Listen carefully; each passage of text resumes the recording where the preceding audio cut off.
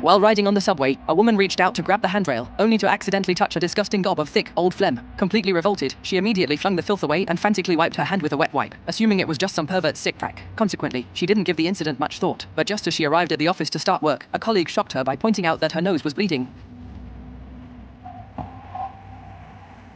The woman rushed into the restroom to clean up, initially assuming the bleeding was caused by internal heat. Yet, just after wiping away the bloodstains, she looked down in horror at the exact spot on her hand where she had touched the phlegm. 3 bizarre, pus-filled sores had mysteriously appeared on her skin. Instantly realizing something was terribly wrong, she hurried to the dermatology department. After a thorough examination, the doctor asked her if she had come into contact with anything dirty recently. The woman immediately recalled that sticky glob of phlegm from the morning. Upon hearing her story, the doctor suspected a likely bacterial infection and quickly prescribed some ointment for her. Later, while she was on her way back home, she simply couldn't wait to take out the ointment and apply it.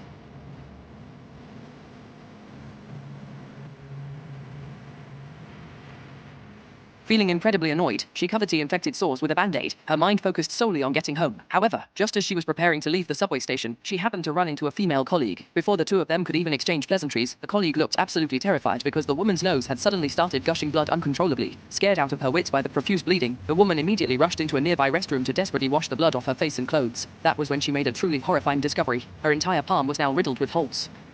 Densely packed little holes. The gruesome sight was enough to make her question her very existence.